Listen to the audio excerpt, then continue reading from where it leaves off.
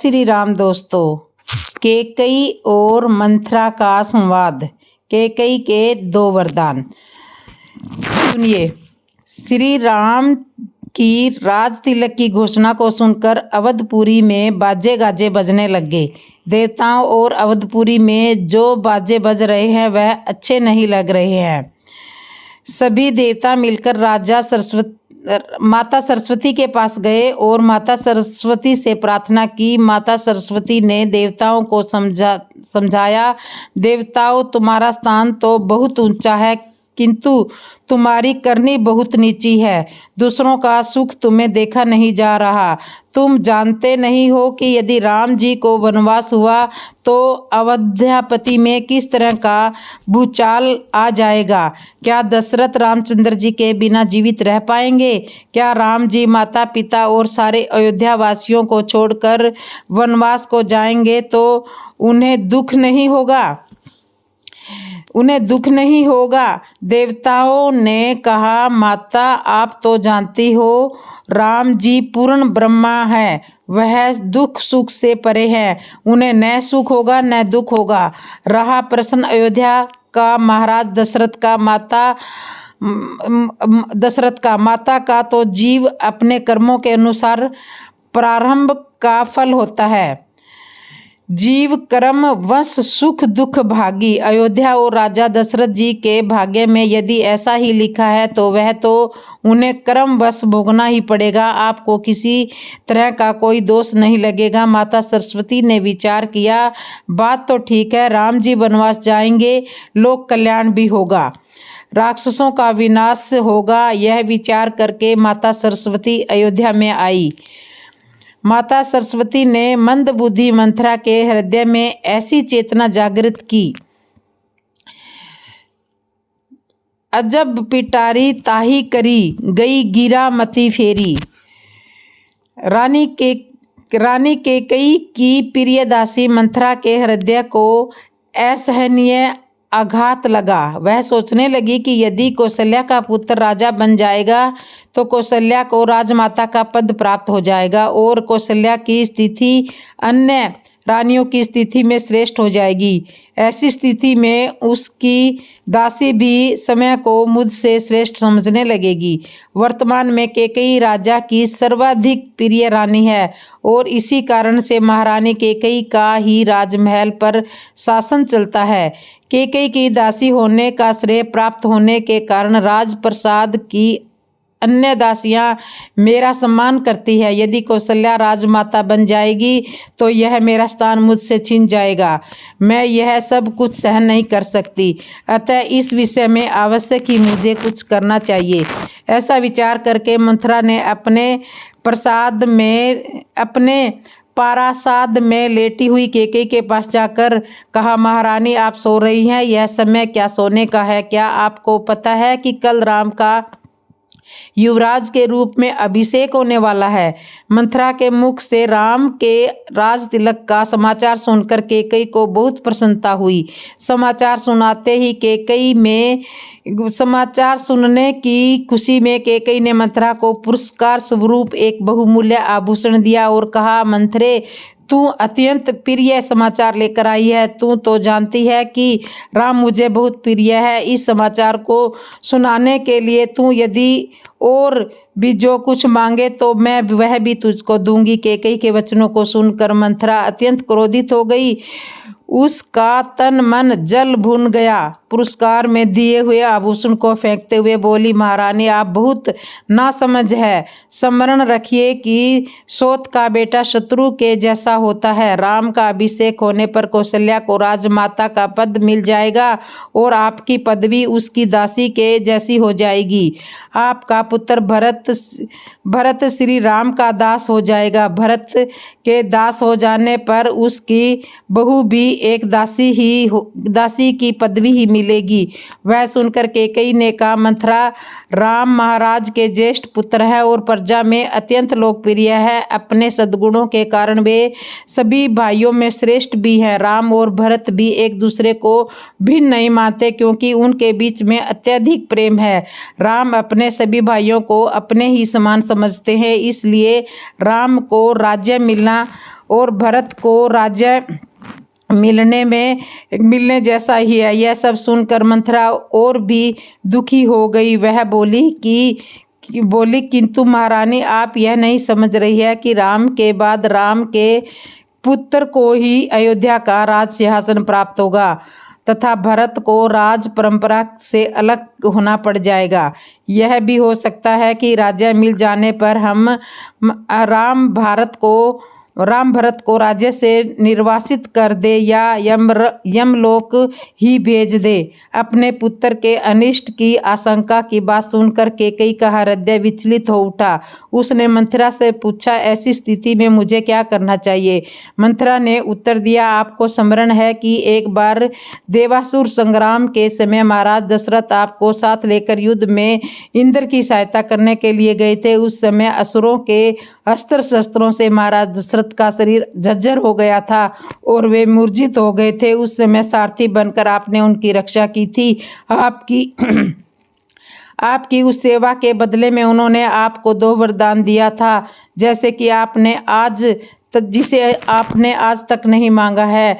अब आप एक वर्ष से भारत का राज्याभिषेक और दूसरे वर्ष से राम के लिए 14 वर्ष का वनवास मांगकर अपना मनोरथ सिद्ध कर लीजिए।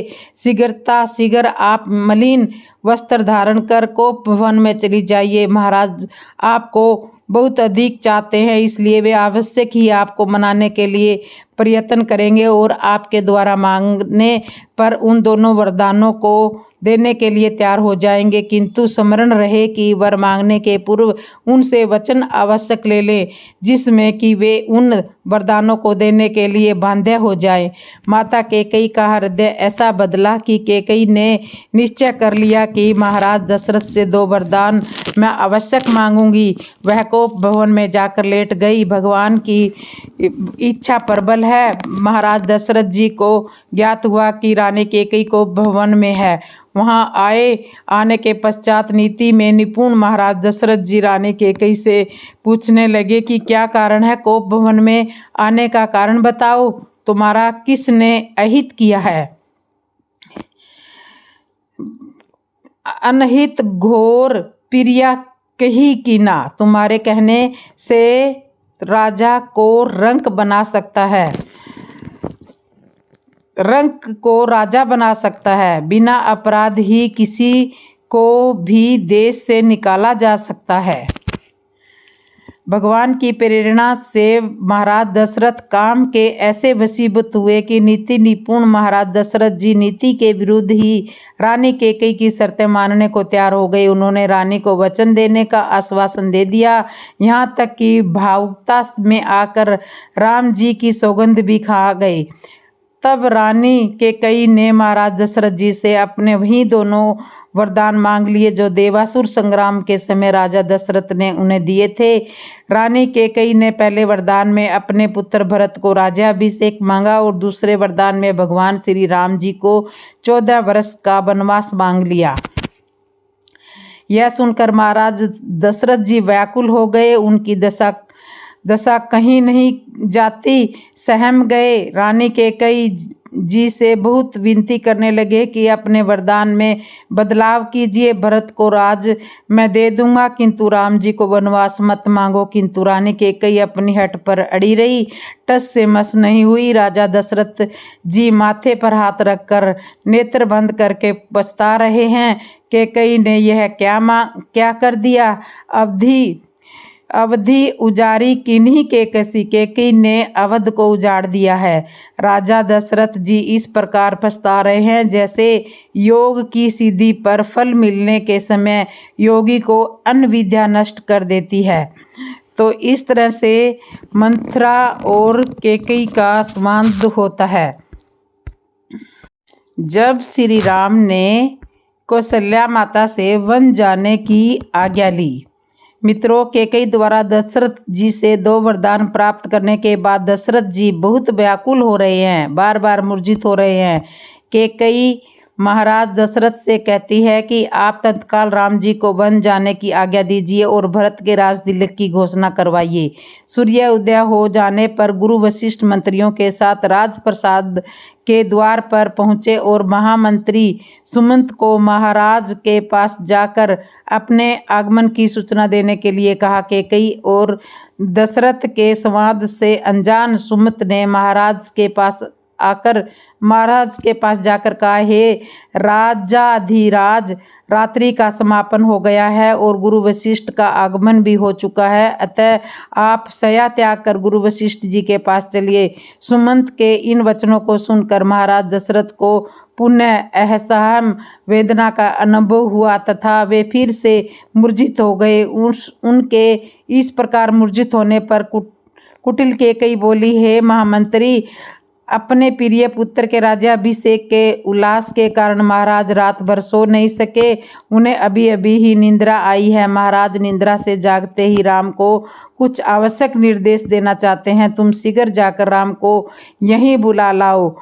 सुमित जी तुरंत गए और राम जी को सब समाचार सुनाया। राम जी जिस वेश में थे उसी वेश में तुरंत वहां राजमहल में आ गए। राम ने अपने पिता दशरथ व माता कैकेयी के चरण स्पर्श किए। राम को देखकर महाराज ने एक दीर्घ श्वास और केवल हे राम कहा, फिर अत्यधिक विनाश होने के कारण चुप हो गए। उनके नेत्रों में अश्रुओं की धारा बह निकली। विनम्र स्वर में राम ने कैकेयी से पूछा, माता, पिताजी की ऐसी दशा का क्या कारण है? कहीं वे मुझसे अप्रसन्न तो नहीं है? यदि वे मुझसे अप्रसन्न है तो मेरा क्षीण मात्र भी जीना व्यर्थ है। कैकेयी बोली, वत्स, महाराज तुमसे अप्रसन्न तो हो ही नहीं सकते, किंतु इनके हृदय में एक विचार आया है जो कि तुम्हारे विरुद्ध है, इसलिए वे तुमसे संकोच वश कह नहीं पा रहे हैं। देवासुर संग्राम के समय इन्होंने मुझे 2 वर देने का वचन दिया था। अवसर पाकर आज मैंने इनसे वे 2 वर मांग लिए हैं। अब तुम्हारे पिताजी को अपनी प्रतिज्ञा का निर्वाह करने के लिए तुम्हारी सहायता की आवश्यकता है। यदि तुम प्रतिज्ञा करोगे कि जो कुछ मैं कहूँगी उसका तुम आवश्यक पालन करोगे तो मैं तुम्हें उन वरदानों से अवगत करा देती हूँ। राम जी बोले, हे माता, पिताजी की आज्ञा से मैं अपने प्राणों की भी आहुति दे सकता हूँ। मैं आपके चरणों की सौगंध खाकर प्रतिज्ञा करता हूँ कि आपके वचनों का आवश्यक पालन करूँगा। श्री राम की प्रतिज्ञा से संतुष्ट होकर कैकेयी ने कहा, वत्स, मैंने पहले वर्ष से भरत के लिए अयोध्या का राज्य और दूसरे वर्ष से तुम्हारे लिए 14 वर्ष का वनवास मांगा है, अतः अब तुम अपनी प्रतिज्ञा के अनुसार तत्काल वत्कल धारण करके वन को प्रस्थान करो। तुम्हारे मोह के कारण ही महाराज दशरथ दुखी हो रहे हैं, इसलिए तुम्हारे मन को प्रस्थान के पश्चात ही भरत का राज्याभिषेक होगा। मुझे पूर्ण विश्वास है कि तुम अपनी प्रतिज्ञा का पालन करके अपने पिता को पाप रूपी सागर से आवश्यक मुक्ति दिलाओगे। माता कैकेयी द्वारा यह वचन सुनकर राम जी मुस्कुराए। राम जी ने कहा, नहीं माता, इतनी छोटी सी बात पर पिताजी की यह दशा नहीं हो सकती। मुझसे कोई बड़ा अपराध हुआ होगा जिसके कारण पिताजी मुझसे रुष्ट हो गए हैं। यदि बात केवल इतनी सी है तो यह तो मेरे लिए बड़े सौभाग्य की बात है। माता, वह पुत्र बड़ा भाग्यशाली है जो माता पिता की आज्ञा का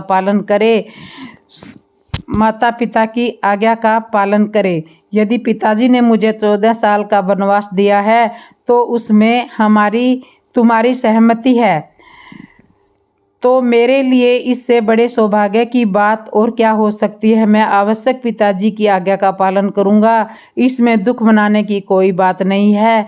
महाराज दशरथ जी की मूर्छा दूर हुई। भगवान श्री राम ने पिता दशरथ जी को आश्वासन दिया, पिताजी 14 वर्ष बीतने पर मैं अति शीघ्र लौट कर आऊँगा, आप निश्चित रहिए। इस तरह राजा दशरथ जी को आश्वासन देकर राम जी माता कौशल्या के महल में वन गमन के लिए आज्ञा लेने गए।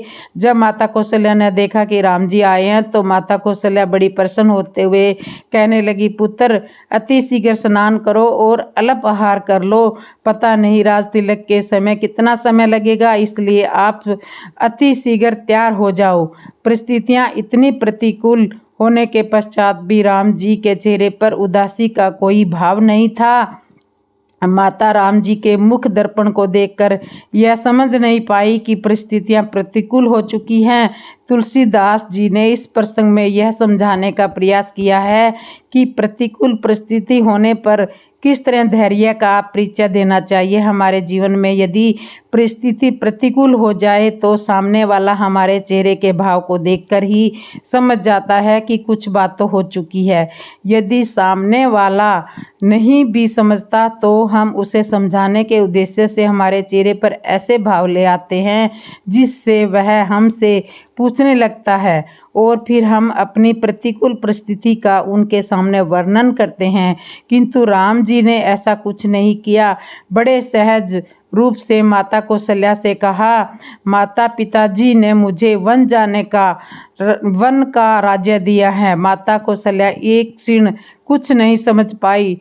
तब राम जी ने कौशल्या माता को समझाया कि माता कैकेयी की आज्ञा से पिताजी ने मुझे 14 साल का वनवास दिया है और भरत को राज तिलक देने की बात कही है। श्री राम द्वारा कहे गए इन हृदय विचारक वचनों को सुनकर कौशल्या माता मूर्छित हो गई। राम जी ने उनका यथोचित उपचार किया और मूर्छा भंग होने पर वे विलाप करने लगी। उनका विलाप सुनकर लक्ष्मण बोले, माता भैया राम को गुरुजनों का सम्मान तथा उनकी आज्ञा का पालन करते हैं। मैं समझ नहीं पा रहा हूँ कि मेरे देवता तुल्य भाई को किस कारण से यह दंड दिया गया है। ऐसा प्रतीत होता है कि वृद्ध अवस्था में पिताजी की बुद्धि भ्रष्ट हो गई है। उचित यही है कि बड़े भैया उनकी इस अनुचित आज्ञा का पालन न करें और निष्कंटक राज्य करें। भैया राम के विरुद्ध सिर उठाने वालों को मैं तत्काल कुचल दूंगा। भैया राम का अपराध क्या है? उनकी नम्रता और सहनशीलता। मैं प्रतिज्ञा करता हूँ कि यदि राम के राजा बनने में भरत या उनके पक्षपाती कंटक बनेंगे तो मैं उन्हें उसी क्षण यमलोक भेज दूंगा। वे भी उसी प्रकार आपके दुखों को दूर कर दूंगा जिस प्रकार ये सूर्य अंधकार को मिटा देता है। लक्ष्मण जी के वचन सुनकर श्री राम ने लक्ष्मण से कहा, लक्ष्मण तुम्हारे साहस, पराक्रम, शौर्य और वीरता पर मुझे गर्व है। मैं जानता हूँ कि तुम मुझसे बहुत स्नेह करते हो, किंतु हे सौमित्र, धर्म का स्थान सबसे ऊपर है। पिता की आज्ञा की अवहेलना करके मुझे पाप, नरक और अपयश का भागी बनना पड़ेगा। इसलिए हे भाई, तुम क्रोध और भोग का परित्याग करो और मेरे वनगमन में बाधक मत बनो। राम जी के दृढ़ निश्चय को देखकर अपने आंसुओं को पोंछती हुई कौशल्या माता बोली, वत्स, यद्यपि तुम्हें वन जाने की आज्ञा देते हुए मेरा हृदय चूर चूर हो रहा है। फिर आपने आप को संभालते हुए कौशल्या माता कहने लगी, राम, यदि तुम्हारे पिता का आदेश होता तो मैं आवश्यक यह कह सकती थी कि तुम्हारे पर मेरा भी अधिकार है। यह आदेश देने से पूर्व मेरी सहमति लेना आवश्यक थी, किंतु जब तुम्हारी माता कैकेयी की इसमें सहमति है तो तुम्हें वन जाने से कोई नहीं रोकेगा। मैं नहीं रोकूंगी। तुम माता पिता की आज्ञा का आवश्यक पालन करो। कौशल्या माता कहने लगी, राम, यदि मैं तुमसे कहूँ कि मुझे भी साथ ले चलो तो तुम्हें संदेह हो जाएगा। तुलसीदास जी ने इस चौपाई में रहस्य छुपा कर रखा है। केवल इतना कहा है कि तुम्हें संदेह हो जाएगा, स्पष्टीकरण नहीं किया है। संत जन इसकी व्याख्या करते हैं कि राम जी को संदेह किस तरह हो सकता है। संतों ने इसकी व्याख्या की कि माता कौशल्या के कहने का भाव यह है कि भरत की माता राम जी का राज तिलक देखना ही नहीं चाहती थी। भरत की माता राम जी का राज तिलक देखना नहीं चाहती थी। यदि मैं कहूँगी मुझे भी साथ ले चलो तो तुम्हें संदेह हो जाएगा कि क्या राम जी की माता भी कैकेयी के पुत्र भरत का राज तिलक देखना नहीं चाहती थी। बस इस चौपाई का यही अर्थ है। कौशल्या माता ने कहा कि राम, तुम माता पिता की आज्ञा का पालन करते हुए आवश्यक वन में जाओ। मैं यहाँ भरत का राज तिलक आवश्यक देखूंगी। माता सीता और लक्ष्मण का अनुग्रह। माता कौशल्या ने दुखी मन से राम जी को वन जाने की आज्ञा दे दी। इधर माता सीता मन में विचार कर रही है, विधाता जाने प्रभु मुझे साथ ले जाएंगे या नहीं। इनके साथ मेरे शरीर और प्राण दोनों जाएंगे, ये केवल प्राण ही जाएंगे, विधाता जाने। कि श्री राम माता सीता से कहते हैं, सीते मुझे वन के लिए प्रस्थान करना है। मैं चाहता हूँ कि मेरे जाने के बाद तुम अपने मृदु स्वभाव तथा सेवा शुश्रूषा से माता पिता तथा भरत सहित समस्त परिजनों को प्रसन्न और संतुष्ट रखना। अब तक तुम मेरी प्रत्येक बात श्रद्धा पूर्वक मानती आई हो और मुझे विश्वास है कि आगे भी मेरी इच्छा अनुसार तुम यहाँ रहकर अपने कर्तव्य का पालन करोगी। धीर गंभीर होते हुए श्री जानकी जी ने राम जी से कहा, स्वामी मुझे भी साथ ले चलिए। स्त्री का तो स्वामी के चरणों में ही सब कुछ होता है। माता सीता बोली, प्राणनाथ शास्त्रों में बताते हैं कि पत्नी अर्धांगिनी होती है। यदि आपको वनवास की आज्ञा मिली है तो इसका अर्थ है कि मुझे भी वनवास की आज्ञा मिली है। कोई विधान नहीं कहता कि पुरुष का आधा अंग वन में रहे और आधा अंग घर में। हे नाथ, स्त्री की गति तो उसके पति के साथ ही होती है, इसलिए मैं भी आपके साथ वन में चलूंगी। आपके साथ रहकर वहां मैं आपके चरणों के सेवा करके अपना कर्तव्य निभाऊंगी। पति की सेवा करके पत्नी को जो अपूर्व सुख प्राप्त होता है वह सुख लोक और परलोक के सभी सुखों से बड़ा होता है। पत्नी के लिए पति की परमेश्वर होता है। यदि आप कंदमूल फल आदि से अपनी उदर पूर्ति करेंगे तो मैं भी अपनी शुद्धा वैसे ही शांत करूंगी। आपसे अलग होकर स्वर्ग का सुख वैभव मैं स्वीकार नहीं कर सकती। यदि आप मेरी इस विनय और प्रार्थना की उपेक्षा करके मुझे अयोध्या में छोड़कर जाएंगे, आपके वन के लिए प्रस्थान करते ही मैं अपना प्राण त्याग दूंगी। यही मेरी प्रतिज्ञा है। राम जी ने कहा, सीते तुम वन के योग्य नहीं हो। वन में भयानक राक्षस, भयानक जानवर, विषैले सर्प रहते हैं। तुम इन्हें देखकर डर जाओगी। अमृत सरोवर में रहने वाली मछली खारे समुद्र में नहीं रह सकती। गोस्वामी तुलसीदास जी लिखते हैं कि श्री राम माता सीता का हंस गमिनी कहकर संबोधित करते हैं। हंस गमिनी, तुम वन में कैसे रह सकती हो? तुम वन के योग्य नहीं हो। श्री सीता जी कहती है, स्वामी आप मुझे हंस गमिनी कहते हो। मुझे याद होगा जनकपुर में मेरी माता जी ने भी आपको हंस कहा था।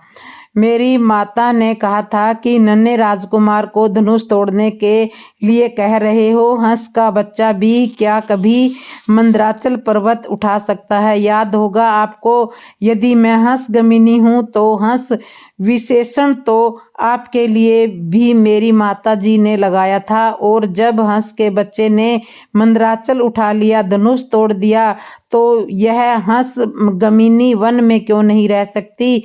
मैं आपके चरणों की सेवा करूंगी। आपके साथ रहते हुए मुझे सर्दी गर्मी बरसात का कोई दुख नहीं बहेगा। आपके चरणों के दर्शन करते रहने से थकावट भी नहीं होगी। आपके होते हुए मुझे भयानक राक्षस और वन्य जीवों का क्या डर हो सकता है? राम जी ने श्री सीता जी से कहा, माता की भी तो आज्ञा नहीं है। श्री सीता जी कहने लगी, माता की आज्ञा तो हो चुकी है। अभी अभी माता ने कहा है कि तपस्विनियों की स्त्रियां वन के योग्य होती हैं। उन्होंने तपस्या के लिए सब भोग त्यज दिए हैं। उन तपस्वियों की पत्नी वन के योग्य हैं और आप तपस्वी के भेष में तो वन में जा रहे हो, तो माताओं के कहे अनुसार तो मैं वन जाने योग्य हूँ। श्री राम जी ने सीता जी को कई तरह से समझाने का प्रयास किया। श्री सीता जी ने कहा, प्रभु यदि आपने मुझे साथ ना लिया तो मेरे प्राण नहीं रहेंगे। माता कौशल्या ने राम जी से कहा, राम इसे साथ लेकर जाओ। कौशल्या माता कहने लगी, राम तुमने मुझे अभी नारी धर्म की शिक्षा दी है। कहा है कि पति के चरणों में ही नारी का शस्त्र होता है, तो फिर यह नियम भी सीता जी के लिए अलग कैसे हो सकता है? इसे भी साथ में लेकर जाओ। श्री राम जी यह जान गए कि सीता को यदि साथ में नहीं लिया तो यह प्राण त्याग देगी। भगवान श्री राम ने सीता जी को साथ में चलने के लिए आज्ञा दे दी। आज्ञा मिलने पर श्री सीता जी ने माता कौशल्या के चरण छूकर आशीर्वाद लिया। जानकी जी बोली, माता मैं अभागिनी हूँ, आपकी सेवा करने के समय में विधि ने मुझे वनवास में दे दिया। इतने में ही लक्ष्मण जी व्याकुल होते हुए आए। समाचार जब लक्ष्मण ने सुने, लक्ष्मण जी ने राम जी के चरण पकड़ लिए।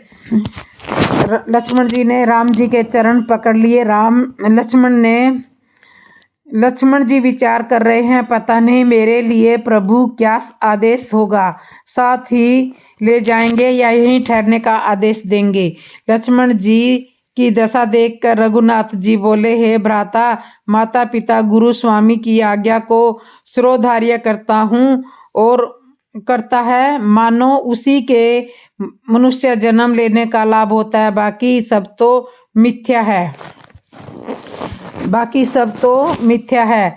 राम जी ने लक्ष्मण जी को समझाया कि भाई भरत शत्रुघ्न घर नहीं है, पिताजी बूढ़े हैं, मेरे लिए दुखी हैं, इसलिए तुम घर पर रहो। लक्ष्मण जी हाथ जोड़कर बोले, प्रभु आपने मुझे सीख तो बड़ी अच्छी दी है, किंतु मैं तो एक शिशु के समान हूँ, आपके स्नेह में पला बढ़ा हुआ हूँ। मैं एक शिशु के समान हूँ। और आप विचार कीजिए, कहीं हंस का बच्चा भी मंदराचल पर्वत उठा सकता है। राम जी कहने लगे, लक्ष्मण तुम शिशु कब से हो? धनुष भंग के समय तो तुम बड़ा जोश दिखा रहे थे, कह रहे थे कि मैं सारे ब्रह्मांड को गेंद की तरह उछाल सकता हूँ।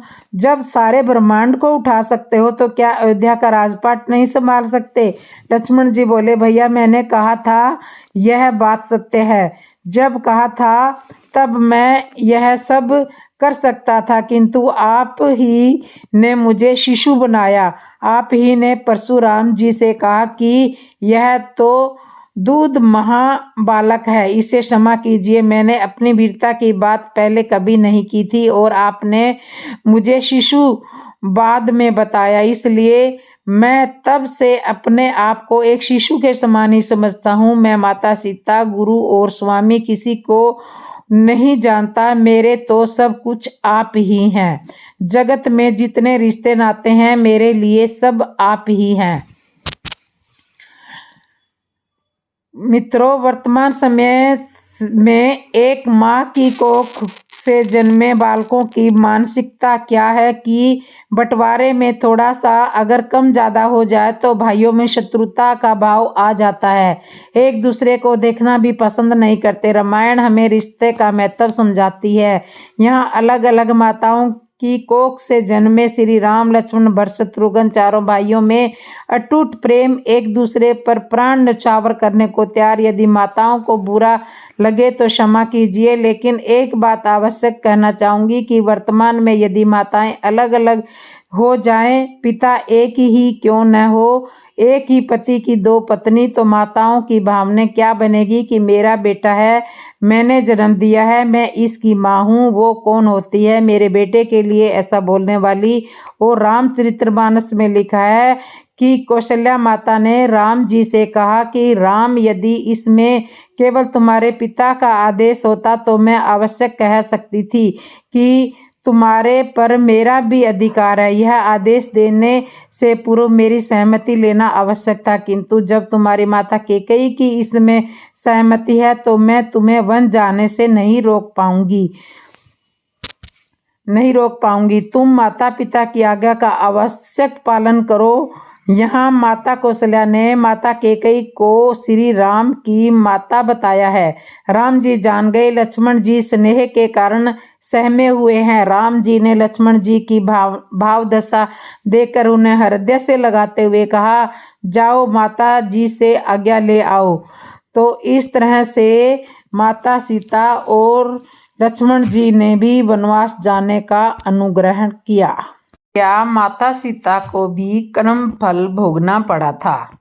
सुनिए, माता सीता को भी इस जगत में जितने भी है सबको अपने कर्मों का हिसाब का फल मिलता है। मनुष्य तो क्या, ईश्वर भी यदि मनुष्य के रूप में ईश्वर भी अवतार लेते हैं तो उन्हें भी कर्म के सिद्धांतों का पालन करना पड़ता है। यह तो सभी जानते हैं कि भगवती साक्षात महालक्ष्मी का अवतार थी, फिर भी उन्हें अपने कर्म का फल भोगना पड़ा था। लोगों के अपवाद के कारण जब माता सीता का श्री राम जी ने त्याग किया था, उस समय वे गर्भवती थी। उन्हें उस अवस्था में पति वियोग तथा वनवास का दुख मिला, जो बचपन में उनसे अनजाने में हो गए अपराध का परिणाम था। इस संदर्भ में पद्म पुराण में एक कथा आती है। अपने बाल्यकाल में एक दिन सीता जी मिथिला नगरी में सखियों के साथ विनोद कर रही थी। वहां उन्हें एक सुख का एक जोड़ा दिखाई दिया जो आपस में किलोल करते हुए भगवान श्री राम की गाथा गा रहा था कि पृथ्वी पर राम नाम से प्रसिद्ध एक बड़े सुंदर राजा होंगे, उनकी महारानी सीता के नाम से विख्यात होंगी। श्री राम जी बड़े बलवान और बुद्धिमान होंगे तथा समस्त राजाओं को वश में रखते हुए माता सीता के साथ 11,000 वर्ष तक राज्य करेंगे। धन्य है प्रभु श्री राम, और परम मनोहर रूप धारण करने वाली वे जानकी देवी भी धन्य है, जो श्री रघुनाथ जी के साथ प्रसन्नता पूर्वक विहार करेंगी। अपना वह श्री राम जी का चरित्र सुनकर माता सीता ने सखियों से कहा, कुछ भी करके इन पक्षियों को पकड़ कर लाओ। उन दिनों मनुष्य संकल्प करके कभी कभी पशु पक्षियों की भाषा समझ लिया करते थे और उनको समझा भी दिया करते थे। इसलिए संदेह नहीं करना चाहिए कि सुख सुखी की बात को सीता जी कैसे समझ सकी। सखियों ने सुख सुखी को पकड़ लिया और सीता जी को अर्पित कर दिया। सीता जी ने उन पक्षियों से कहा, तुम दोनों बड़े सुंदर हो, देखो डरना नहीं। मुझे बताओ कि तुम कौन हो और कहां से आए हो। प्रभु राम कौन है और सीता कौन है, तुम्हें उनकी जानकारी कैसे हुई। तुम मेरी तरफ से निर्भीक होकर रहो, तुम डरो मत। मैं तुम्हें फंसाकर तंग नहीं करना चाहती, किंतु तुमने गाथा ही ऐसी गाई है जिसने मेरा मन हर लिया। सीता जी के इस प्रकार प्रेम पूर्वक पूछने पर उन्होंने कहा, देवी, हम महर्षि वाल्मीकि के आश्रम में रहते हैं। वे त्रिकाल ज्ञानी है। उन्होंने रामायण नामक एक ग्रंथ बनाया है। उसकी कथा मन को बड़ी प्रिय लगती है। अपने पर अन्याय होने पर भी दूसरों पर अन्याय न करने वाले श्री राम जी की लीला एवं क्षमता के विषय में सुनते सुनते हमारा चित्त बड़ा प्रसन्न होता है, इसलिए हम आपस में उसी की चर्चा कर रहे हैं।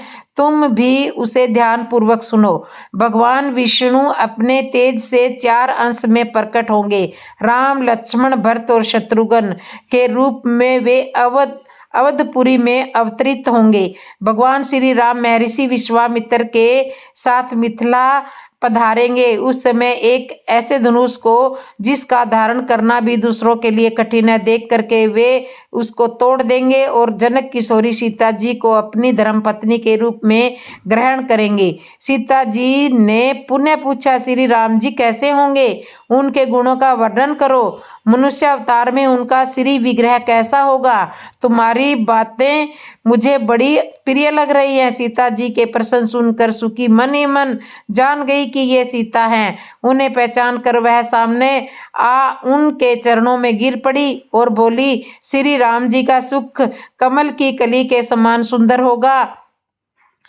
श्री राम जी का मुख कमल की कली के समान सुंदर होगा। नेत्र बड़े बड़े तथा खिले हुए पंकज की शोभा को धारण करने वाले होंगे। वे अपने शांत सौम्य दृष्टि से जिस पर भी निगाह डालेंगे उसका चित्त प्रसन्न हो उनकी तरफ आकर्षित हो जाएगा। श्री राम जी सब प्रकार के ऐश्वर्य गुणों से युक्त होंगे, परंतु सुंदरी मैं कौन हूँ मालूम होता है तुम ही जानकी हो। इसलिए अपने पति के सौंदर्य, शूरवीरता और यशोगान का बार बार श्रवण करना तुम्हें अच्छा लग रहा है। सीता जी का सिर लज्जा से थोड़ा नीचे हो गया। लज्जा प्रदर्शित करते हुए माता सीता ने मीठी मुस्कान के साथ कहा, तुम ठीक कहती हो।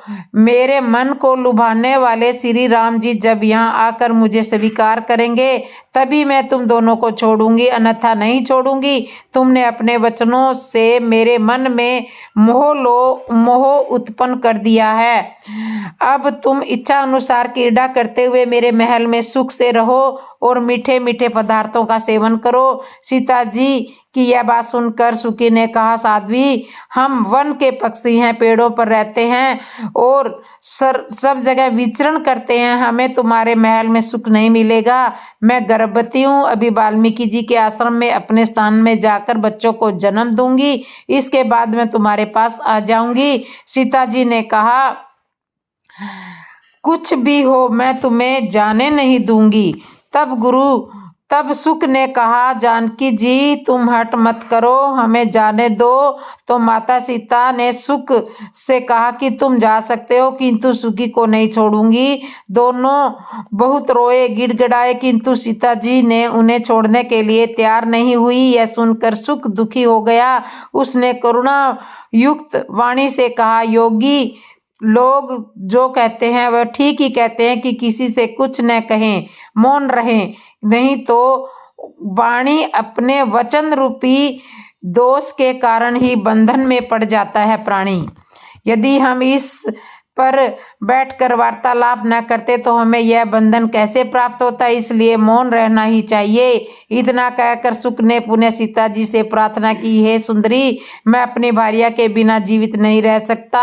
हे माते, इसलिए इसे छोड़ दो, मेरी इतनी प्रार्थना स्वीकार कर लो। किंतु माता सीता नहीं मानी। तब सुकी ने क्रोध में और दुख से व्याकुल होकर माता सीता को श्राप दे दिया, अरे जिस प्रकार तू मुझे इस समय अपने पति से अलग कर रही है, वैसे ही तुझे भी गर्भिणी अवस्था में श्री राम जी से अलग होना पड़ेगा। यह कहकर पति वियोग के शोक में उसने अपने प्राण त्याग दिए।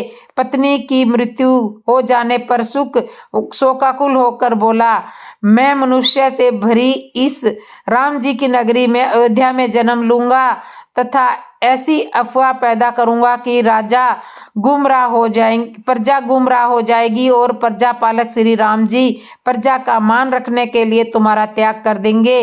क्रोध और सीता जी का अपमान करने के कारण सुक का धोबी के घर में जन्म हुआ। उस धोबी के कथन से ही सीता जी निंदित हुई और गर्भवती अवस्था में उन्हें पति से अलग होकर वन में जाना पड़ा।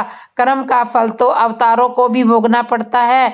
इसी से वेदित होता है कि कर्म करने में कितनी सावधानी बरतनी चाहिए, इसलिए हमें अच्छे कर्म करने चाहिए। तो दोस्तों, आपको ये कथा कैसे लगी? अच्छी लगी हो तो कमेंट में ज़रूर बताना, और जिसने मेरे चैनल को सब्सक्राइब नहीं किया, सब्सक्राइब करना, लाइक करना, कमेंट करना और बेल आइकन बटन तो ज़रूर दबा लेना। बोलो जय श्री राम, जय श्री राम।